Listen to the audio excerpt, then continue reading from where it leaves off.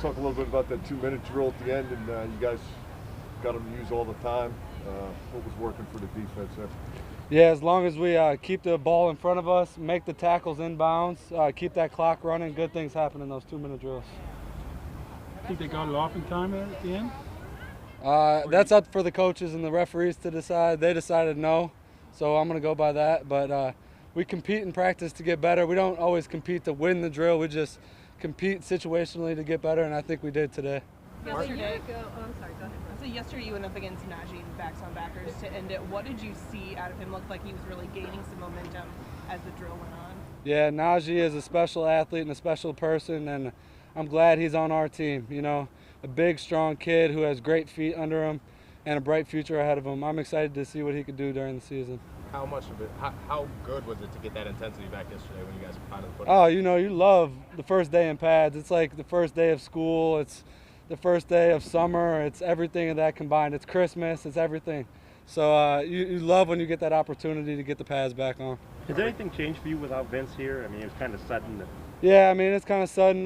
We wish Vince all the best going forward, but we got to focus on what's in front of us this season, and that's the Buffalo Bills and these 17 games coming up. So I'm looking forward to, you know, working with Devin the remaining of this training camp. Other linebackers are outside guys, so good things are going to happen, and we're just going to keep working at it. Are you anticipating Pierre would be the guy and Cam inside on the dime? I focus on myself and the guys around me.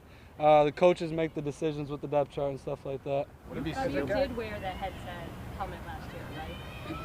Pardon? Did you wear the headset helmet at all? The green dot? Yeah. I did when I was out there. Okay, so it is your expectation that Devin will go back to wearing it this year? That's up for the coaches to decide. That's kind of like one of those depth chart things. So. Do you have a preference?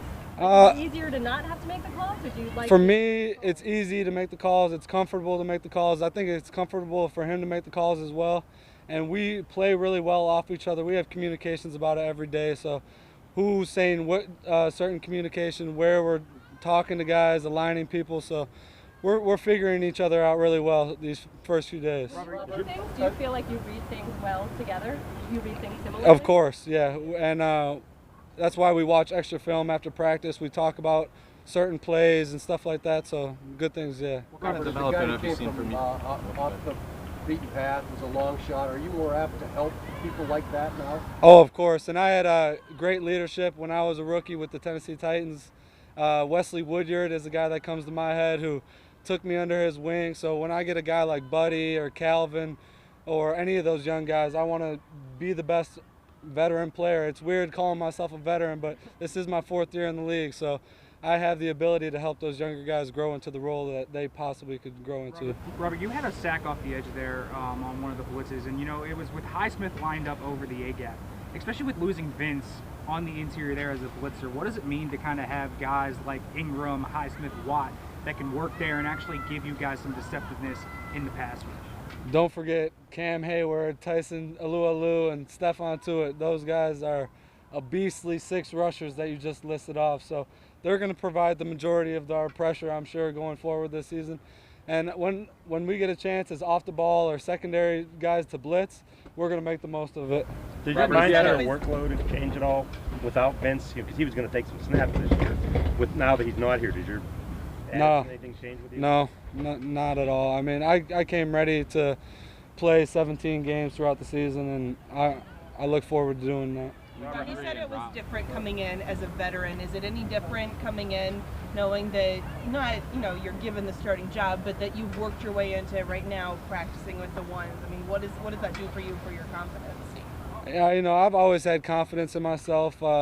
People never thought that I would be here where I'm at right now. So just the fact that I'm here as the #1 linebacker next to Devin Bush in this unbelievable defense, it feels special to me, but I don't take that lightly and I don't take it for granted. You know, any one play you get injured or something happens, things change. So I'm taking these days with love and passion for the game, as I always do. Robert, have you had much time with Devin, and how is that relationship growing? Yeah, I mean, we started our relationship 3 years ago when he first came as a 10th overall pick, and I came as an undrafted free agent, guy that got cut my rookie year.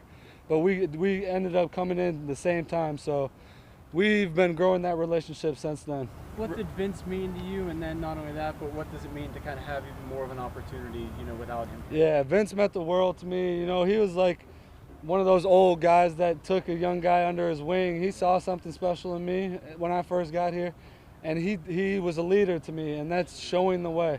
He didn't necessarily speak as much as some other people, but he showed the way through his actions and what he did on the field. Does it mean even more just to have like an even more opportunity with him, you know, him not here, and just kind of you and Devin kind of running the show and running with the ones now? Yeah, I mean, either way, I was looking forward to taking that next step of my career this year, but I'm excited to keep learning from Devin, to give him the information I have. I think like I said earlier, we play really nicely off of each other, so it's a lot of fun to be out there with him. Robert, you said that people didn't expect you to be here in this position right now, but did you expect yourself to Of course, that was the confidence that I was saying I had.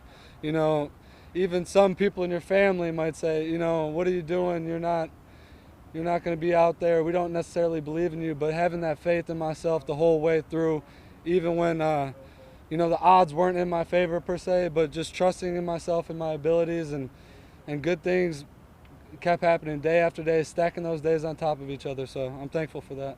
All right, thanks, guys. Thank you, guys.